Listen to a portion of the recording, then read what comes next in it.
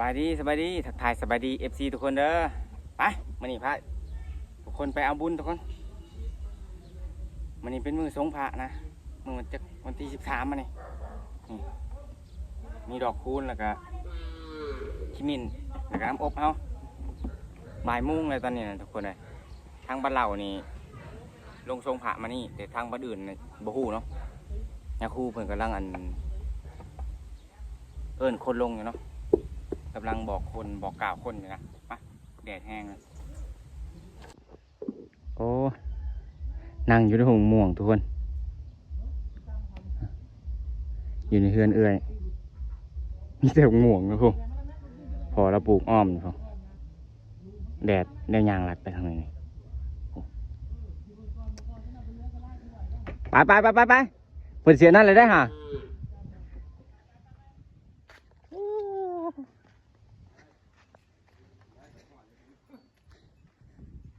คนหล่อเขาดิบ่ไหวบ่คุดพอเยาวแดดเด้ออะไรไปนะแล้วจะกินนะปะไปทำ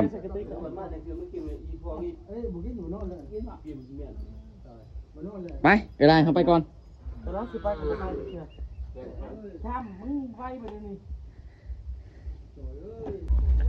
ไปทุกคนหลัดลงไปทางไหนดิแดดเป็นแดดนะ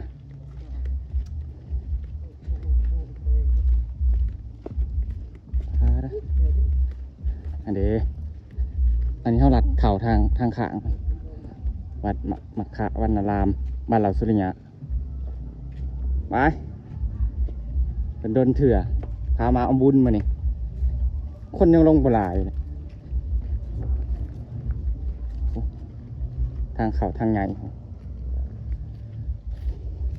โอ้ยนี่ดอกคูณในวัดนี่งามเลยครับ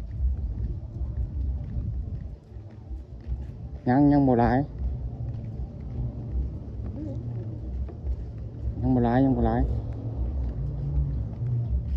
เจ้าเริ่มกินกันเลยทุกคนเลย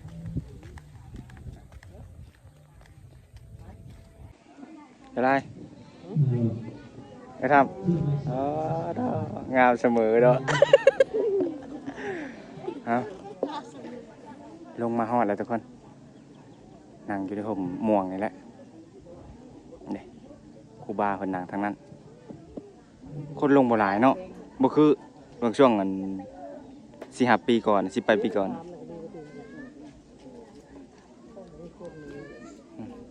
น้ำขี้หมิ่นเขาย่างสีสุกเดี๋ยวสิใส่เพิ่มอีกก่อนใส่น้ำอบวาวสาวสำน้อยนี่กินหน่อยตีเฮ้ยเอ้ยวาวลีนเฮ้ยจอกเขาแล้วเว้ยให้ชิชุกมาแล้วฮะมันหอมแห้งเลยทุกคนน้ำอบใส่ได้บ่ตั้งแต่ใช่แล้วอันนี้กันโอ้คนหล่อเดี๋ยวจักหน่อยทุกคนถาพันเทศก่อนถ่ายไม่ได้เมื่อผ่านมันก็ไปเห็นเลยนี่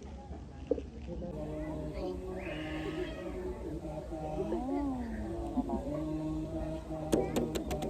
กับร้านทุกคน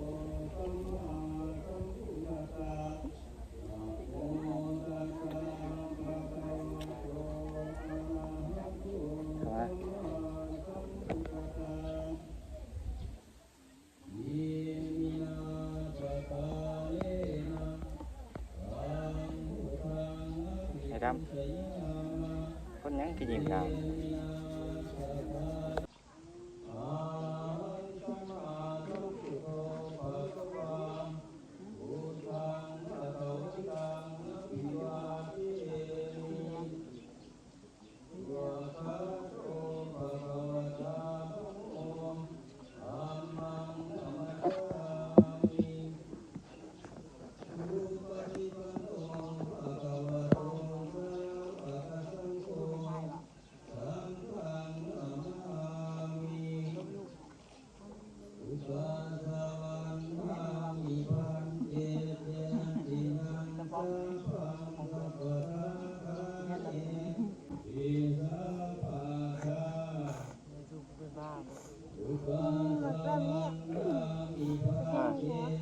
การหลายยอดหรือว่าจะเป็น ปิ้งกันแล้วก็ กิ้งแห้งและหมดสุกต้องใช้แล้วแห้ง พอหน้า ๆห่อแห้งแห้ง พอแห้ง แต่ยังธรรมดา มันต่างเลยมันธรรมดา พูดกิ้งมันแห้งกู แห้งตลอดพอน้ำกระเย็น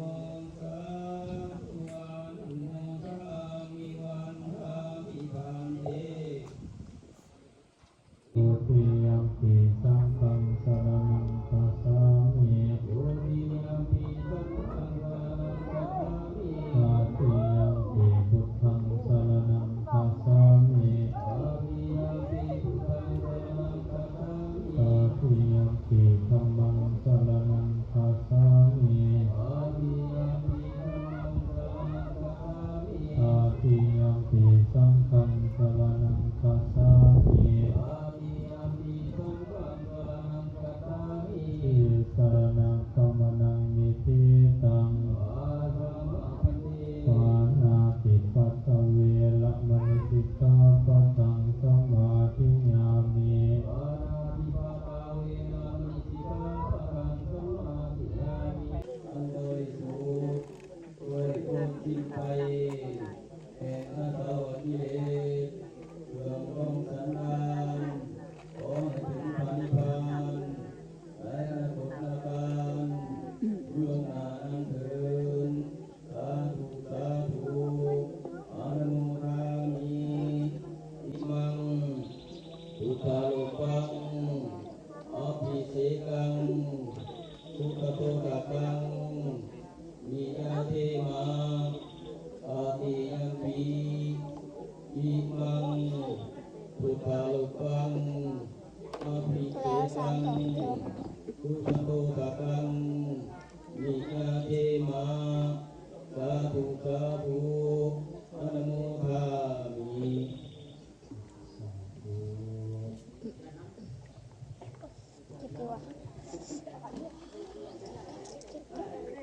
มันไม่ขยับใส่ เจ้าใหญ่ทำเจ้าใหญ่ทำงั้น เอาไปใช้ได้ครับเอาไปใช้ไป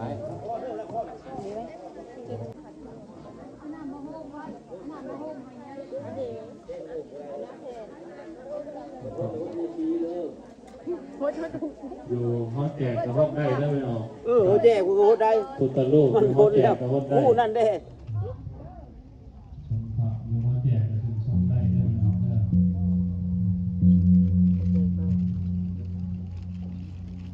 ที่พระโด่งน้ำพระบ่เพลงจอกมั้ง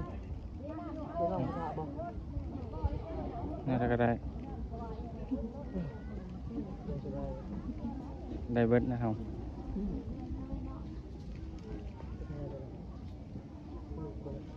ถ่ายเพิ่นฮดก่อนเด้เขาจังฮดตำหลังเลย เดี๋ยวพาทำมันจำไม่ได้เลยนะโอ้ โบถ่ายเพิ่นครูบาฮดก่อนเขาจึงฮดตำหลัง เป็นโทษผ่ายไปโทษทุกนี่คนนี่อะไรดีแม่อ่ะโอ้ยแม่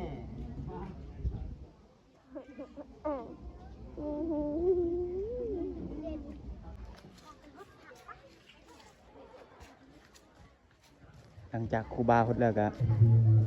ไม่ออกพอออกฮดทุกคน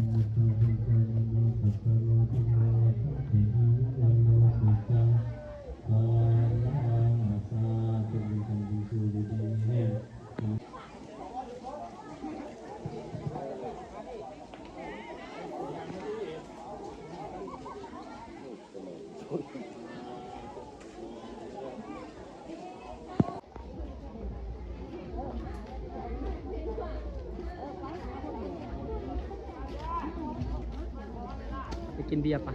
ใช่ มันนอกโอ้กินตั้งแต่ผม โอ้ยบ่ชอบเบียร์นะครับ ชอบเบียร์ชอบยัง เดี๋ยวเขาไปหาหลอกฮดก่อนทุกคนให้ร้านฮดก่อนทีนี้มันฮดแล้วคนจักมาในทางหลายๆอยู่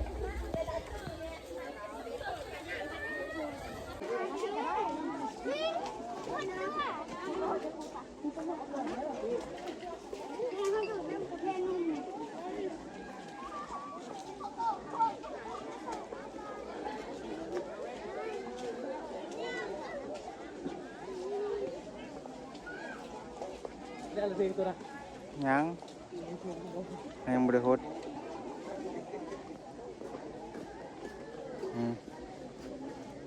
คนบ่หลายปานใดเด้อบ่คือแต่ละปีนะบางช่วง10ปลายปีขึ้นหลังน่ะหลายทุกคนน่ะไปทางใดเลยเนาะบ่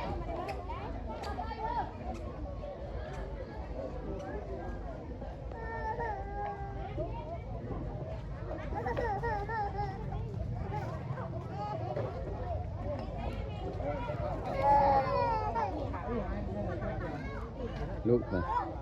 นั่นแหละอ้าวอยู่พี่แหละ คนละที่อุ้มคือเถื่อนใช่คนที่อุ้มคือเถื่อนยังค้างค่ะคนที่อุ้มคือเถื่อน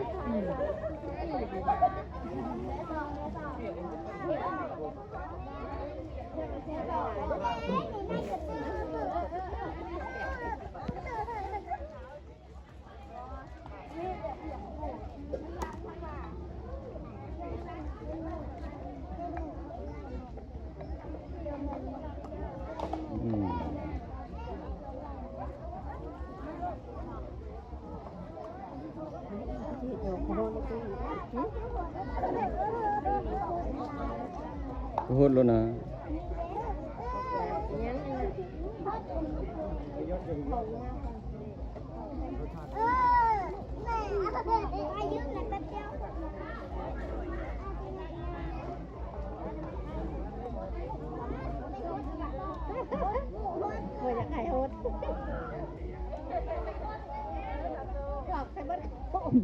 โยนใส่บุดขู่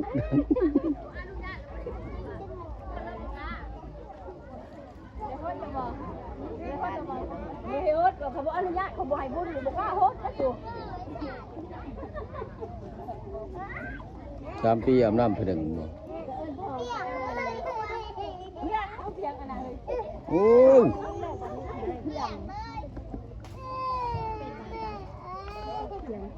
ออยเขาจะโจมผมแบบนี้เขาเลยบอกอ๋อดีเลยเป็นห้อง มันหายได้ นี่ไม่ให้พ่อมึงตั้งแทนเต้นอยู่ไหนเป็นยังยันนาน หลังจากหดคูบาแล้ว มาหดธาตุพี่น้องหดธาตุเท่าไม่เท่าอยู่ดีมีแหงหาเงินหาคำก็ให้ขึ้นได้ ร้านมาหดตุ้ม นวดคุณ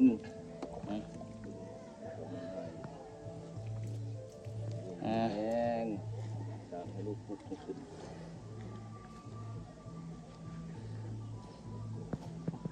ปลายกุดเนาะ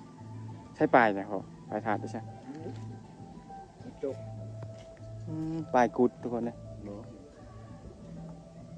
ปูนมันเบิดคุณเลยเนาะปลายกุดเนาะ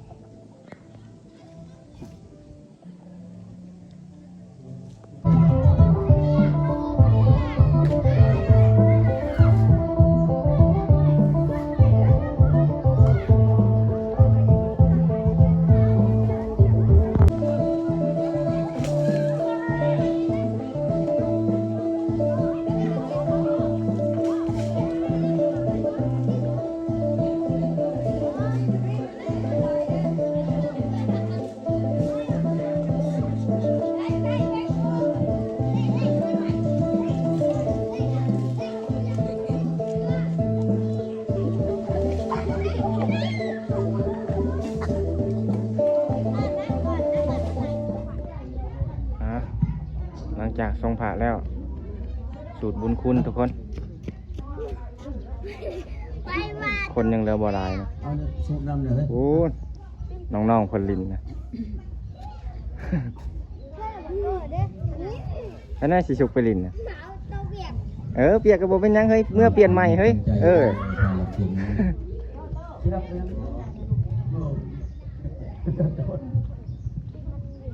นะโมตัสสะภะคะวะโตอะระหะโตสัมมาสัมพุทธัสสะกิริสิกานะตะเตจันตาลิกิปาเนติเอเตตะกะเมวาลุวนาคาเนเกหะตุเมเกเตคุมมาจันโตเทวะตาลาสมิสมียักขะตะปะนะกา อิสันตาสันติเกยังมุนิวรัตนังสาธุโอมิตุนันตุธรรมสาวนักโลยังภาคันตาธรรมสาวนักโลยังภาคันตาธรรมสาวนักโลอายังภาคันตาสายันตุภวังสยามังคลังสยามหามุคุณีปฏิปติภายาสัพพทุกขปุริจยาสัพพะทุกขาสัพพะพยาสัพพะโลกาวินาศยันตุธรรมังคลัง